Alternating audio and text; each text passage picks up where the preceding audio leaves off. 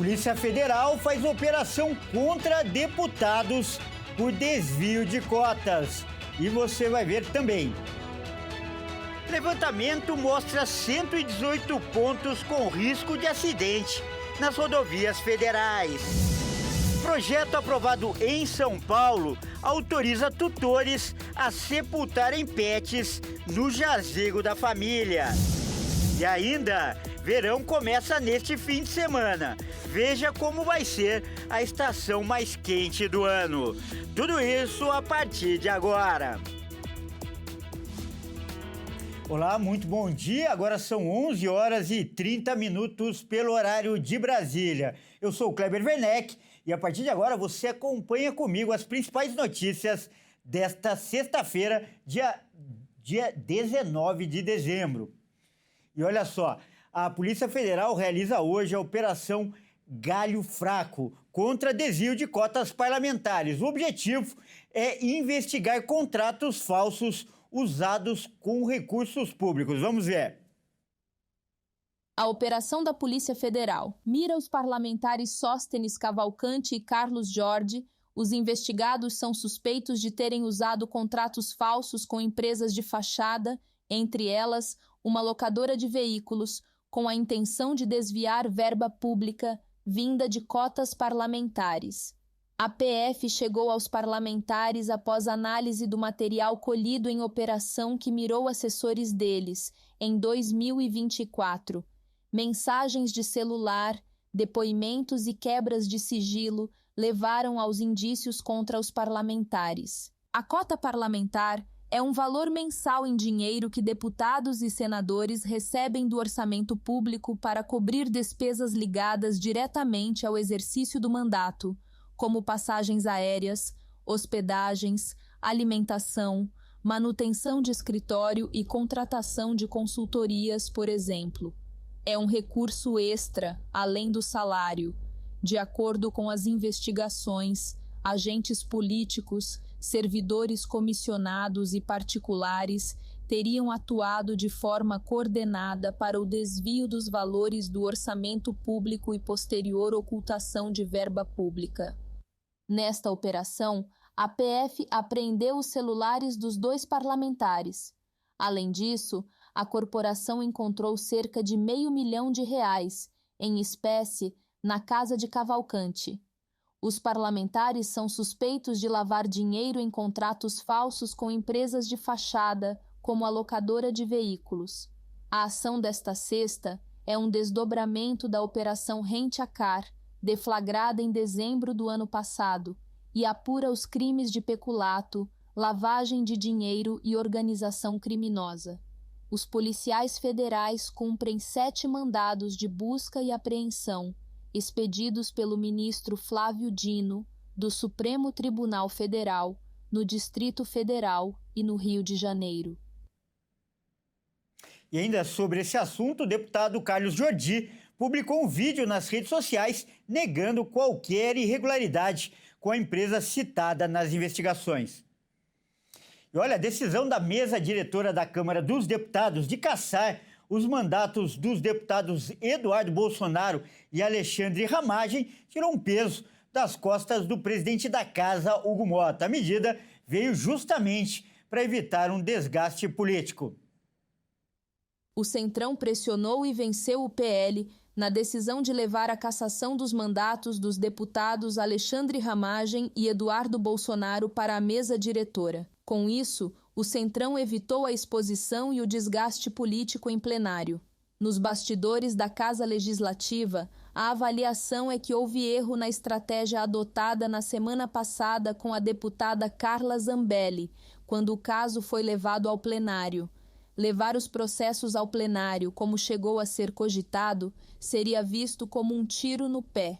Além de criar insegurança nos procedimentos internos, exporia os deputados em um momento delicado, já que os deputados seriam cobrados pelos votos em um ano de eleição. O Centrão atuou fortemente para evitar esse desgaste. A articulação foi para que a mesa resolvesse os casos sem votação aberta. Os deputados também temiam uma crise institucional maior, já que levar o tema ao plenário significaria confronto direto com o STF Ramagem, foi condenado pelo Supremo por tentativa de golpe de Estado e está foragido. Já Eduardo Bolsonaro permanece nos Estados Unidos desde o início do ano. A perda do mandato do filho do ex-presidente Jair Bolsonaro não se deu por condenação, embora ele seja réu por coação à justiça, mas pelo excesso de faltas, acima do mínimo permitido para manter o cargo. As decisões foram publicadas no Diário Oficial da Câmara, o que oficializou a perda dos mandatos dos parlamentares. As decisões foram assinadas pelo presidente da Casa, Hugo Mota, e outros 4 membros da mesa diretora. Com a decisão, Hugo Mota encerra um impasse que ameaçava ampliar o mal-estar entre legislativo e judiciário. Agora, os suplentes devem assumir os mandatos. E olha só, um levantamento da Polícia Rodoviária Federal mostra que as rodovias federais têm 118 pontos com mais risco de acidentes no fim do ano. Veja agora quais são eles. Os motoristas que irão viajar no fim do ano precisam ter muita atenção nas estradas. Isso é o que mostra um levantamento da Polícia Rodoviária Federal, que agora fazem ações de fiscalizações em locais estratégicos em estradas. A operação é nos lugares mais perigosos das rodovias federais. Só em 2025, mais de 67 mil acidentes provocaram mais de 5 mil mortes no Brasil. Policiais rodoviários se concentraram na Dutra, uma das rodovias mais movimentadas do país, que liga São Paulo ao Rio de Janeiro. 2 pontos entre Guarulhos e Arujá, na Grande São Paulo, estão no topo do ranking de acidentes. Foi mapeado nas estradas do país 118 pontos que foram considerados críticos por conta do número de acidentes. Um na rodovia Regis Bittencourt, que liga São Paulo à região sul do Brasil, e este é um trecho com um grande movimento de veículos e muitas infrações de trânsito, com caminhões ocupando todas as pistas e motoristas que se arriscam em ultrapassagens pela direita e pelo acostamento.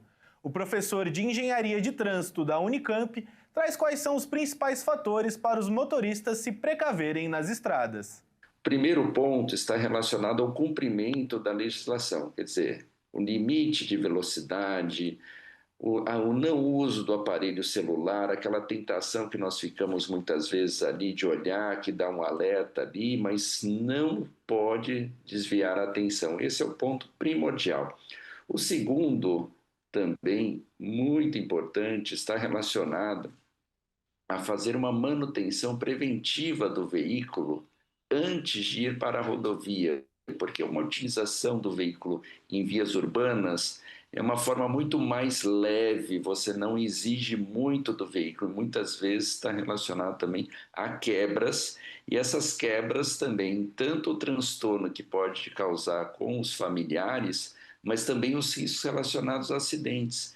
Então, cumprimento da legislação, alinhado com a manutenção preventiva desse veículo, para ver se ele está apto à rodovia, acaba sendo 2 pontos que você acaba reduzindo drasticamente qualquer risco relacionado a possíveis acidentes. E nós sabemos que agora, no mês de dezembro, nós aumentamos demais o fluxo de veículos. Então, a circulação de veículos leves, que são os automóveis, as motocicletas, aliados juntos com os veículos pesados, caminhões e ônibus, tudo isso, essa quantidade, essa exposição que nós temos, ela acaba aumentando esses riscos. Então, quanto mais nós estivermos precavidos, para ir atentos, essa medida vai acabar reduzindo qualquer chance relacionada a acidentes nas rodovias. O próprio ato de calibrar o pneu já vai melhorar a segurança na via, porque se ele tiver murcho, se ele tiver um pneu diferente do outro, isso já cria uma instabilidade ao fazer uma curva, por exemplo. Então, por mais que você siga as regras de trânsito e preste atenção na sua frente, você pode também estar com um risco muito grave porque você não fez essa manutenção preventiva, quer dizer, a calibração, verificar o nível de óleo, verificar os níveis de fluido de freio, por exemplo, se o freio está funcionando corretamente, o nível de água do radiador. Muitas pessoas acabam não tendo essa condição. Leve numa assistência, veja antes, é algo de 15 minutos, mas que possa, na verdade, muitas vezes até um posto de combustível, mas faça essa vistoria muito simples, mas isso pode reduzir drasticamente qualquer risco de acidente nas rodovias. Não saia com o veículo da mesma forma que ande na rua, nas vias urbanas, porque isso acaba evitando qualquer surpresa desagradável, né, nas autoestradas. Então, atenção nas dicas, olho na estrada e boa viagem. Olha só, agora uma notícia que tem chamado muito a atenção. Um projeto aprovado pela Assembleia Legislativa de São Paulo autoriza os tutores a sepultar os pets no jazigo da família. Vamos ver essa reportagem.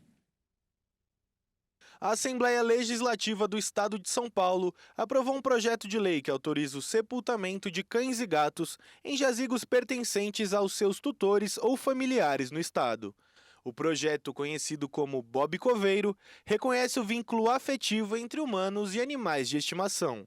A proposta, de autoria do deputado estadual Eduardo Nóbrega, diz que a nova lei deve respeitar as normas sanitárias e ambientais de cada município paulista e que as regras para o sepultamento deverão ser regulamentadas pelo serviço funerário de cada município. Segundo Nóbrega, o projeto cria uma alternativa acessível para a despedida de pets, especialmente diante do alto custo da cremação animal. As famílias que não têm condições de pagar um local especializado, muitas vezes fazem o sepultamento dos animais em locais inadequados.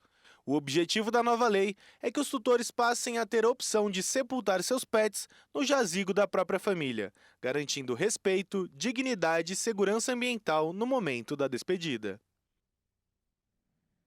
Olha, esse projeto para o sepultamento de pets despertou a curiosidade de muita gente. Então, para entender melhor esse assunto, nós vamos contar hoje com a participação de um convidado.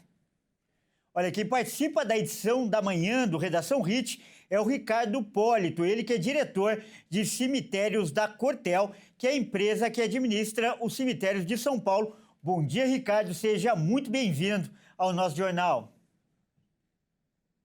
Bom dia, Kleber. Tudo bem? Tudo bem, grande prazer em recebê-lo. E, Ricardo, primeiro eu pergunto para você, então, que é especialista nesse tipo de serviço, né?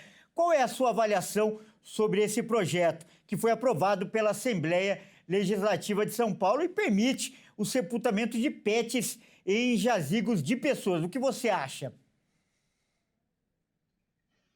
Olha, Kleber, eu avalio esse projeto de forma muito positiva. Ele reconhece uma realidade que já existe. Hoje os pets fazem parte da família. A lei vem oferecer, eu vejo que a lei vem oferecer uma alternativa digna, organizada e respeitosa para quem deseja ter esse vínculo, né? Para o setor cemiterial, eu acredito que seja um avanço que traz segurança jurídica, que evita práticas irregulares e permite que tudo seja feito com critérios técnicos e ambientais. A nossa missão é cumprir a lei. Interessante, muito bom esse ponto de vista seu, que acima de tudo é técnico, de quem trabalha no setor. E essa medida, Ricardo, ela é inédita? Já existe em outros países ou o Brasil está sendo pioneiro? Não, ela não é inédita no mundo. Em alguns países e cidades, especialmente na Europa, Estados Unidos e no Japão, já existem experiências semelhantes, seja com cemitérios integrados ou em áreas específicas para sepultamento de pets junto à família. Aqui no Brasil, já está implantado em cidades como Campinas, São José do Rio Preto e Florianópolis. E no Rio de Janeiro está em fase de implantação. Agora, em relação às normas sanitárias, que eu sei que esse meio também é bem rigoroso em relação a isso, terá algum procedimento especial diferente em relação aos cuidados que já são tomados hoje? Sim, na minha opinião, deverá haver cuidados específicos, e isso é fundamental. O sepultamento de pets deverá seguir protocolos técnicos claros, respeitando normas sanitárias e ambientais, como já ocorre em qualquer sepultamento humano. Isso envolve o uso de urnas adequadas, controle do local dentro do jazigo, procedimentos de vedação e o registro do animal. Então, eu agradeço muitíssimo a sua participação. Nós acabamos de conversar com o Ricardo Polito, ele que é diretor de cemitérios da Cortel. Mais uma vez, Ricardo, muito obrigado pela participação. Obrigado. Um grande abraço. E veja a seguir, no domingo começa o verão e o período mais quente do ano promete ser diferente. Vamos ver depois do intervalo. E agora, na sua tela, imagens ao vivo da capital do Mato Grosso do Sul, Campo Grande. Por lá, 29 graus. Nós voltamos já.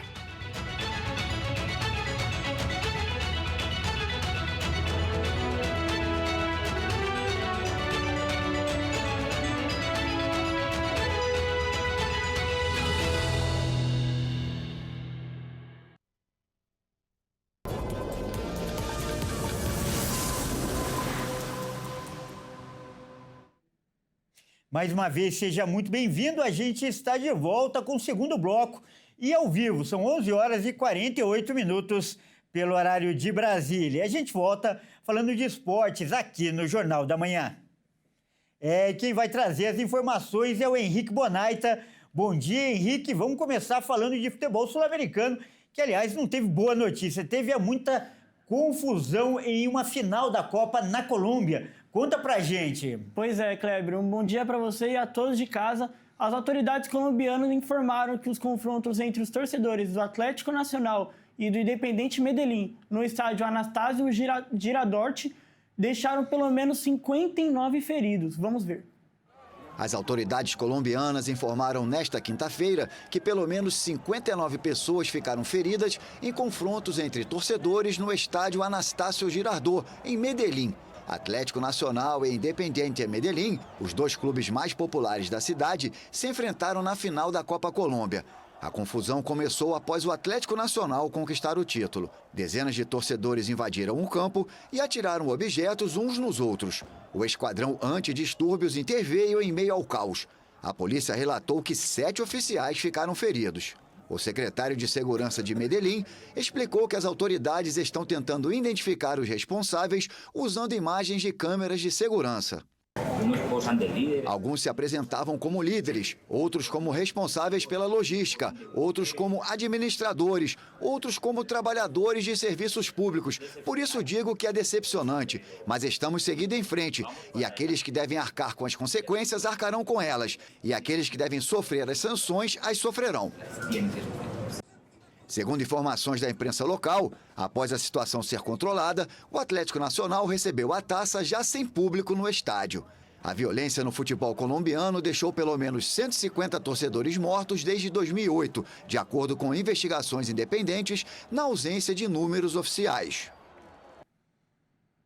Henrique, infelizmente a gente continua falando da violência no futebol. A polícia do Equador parece que informou que o jogador equatoriano, Mário Pineda, do Barcelona de Guayaquil, foi assassinado a tiros. Triste notícia, né? Pois é, Kleber, uma triste notícia. Ele estava acompanhado com a sua esposa, que também morreu no local. E o defensor teve passagem pelo futebol brasileiro em 2022, quando atuou pelo Fluminense. O jogador de futebol Mário Pineda foi assassinado a tiros em Guayaquil, no Equador. A polícia informou que o atleta do Barcelona de Guayaquil estava em um açougue no momento em que foi alvejado por 2 pistoleiros em motocicletas. Ele estava acompanhado da mulher, que também morreu, e da mãe, que ficou ferida, mas não corre risco de perder a vida. Pineda teve uma passagem pelo futebol brasileiro em 2022, quando defendeu as cores do Fluminense. O ambiente do futebol tem se tornado perigoso no Equador, com o envolvimento do narcotráfico e suspeitas de manipulação de partidas. Em setembro, 3 jogadores da 2ª divisão do país foram executados. Um deles estaria supostamente envolvido em apostas esportivas. No mês seguinte, Brian Angulo, ex-Santos, ficou ferido após ser alvo de um ataque a tiros. Um relatório recente da ONU, que inclui o Equador, alertou sobre a entrada do crime organizado no futebol e em outras modalidades que são usadas para lavar dinheiro. Além disso, indicou também que anualmente circulam até 1,7 trilhão de dólares em apostas ilícitas atribuídas a máfias ao redor do mundo. Ô Henrique, vamos falar agora o que mais agrada ao torcedor, né? Que é bola rolando. E falando então de Copa do Brasil, que afinal no domingo acontece a grande decisão e com um jogo de empate na ida que aconteceu aqui em São Paulo entre Corinthians e Vasco, parece que o favoritismo trocou de lado nessa final. O que você acha, Henrique? Olha, Kleber, se olharmos os históricos dos confrontos em uma final dessa competição, traz um certo favoritismo para o Vasco. Isso porque a equipe mandante da partida de volta levantou a taça 8 vezes após o empate no jogo de ida. Porém, pelo histórico de confronto entre as duas equipes, acho que o jogo ainda está em aberto. O empate sem gols entre Corinthians e Vasco no jogo de ida da final da Copa do Brasil na Neoquímica Arena pode ser considerado um bom resultado para os cariocas. Isso porque, historicamente, empates na primeira partida costumam favorecer quem decide o título em casa. Ao todo, este foi o 14º empate em jogos de ida de finais da competição. Nas 13 ocasiões anteriores, a equipe mandante da partida de volta levantou a taça 8 vezes, contra 5 dos times que decidiram fora. Em parte desses títulos, o regulamento ainda previu o gol fora de casa, regra abolida em 2015. Em 1991, por exemplo, o Criciúma foi campeão após empatar em Porto Alegre e segurar o Grêmio sem gols em casa. Já em 1997, o próprio Grêmio conquistou o título ao empatar em casa com o Flamengo e fazer 2-2 no Maracanã. O retrospecto recente também pesa a favor dos visitantes. Nas últimas 6 decisões em que o time de fora empatou ou venceu o jogo de ida, ele acabou campeão na volta.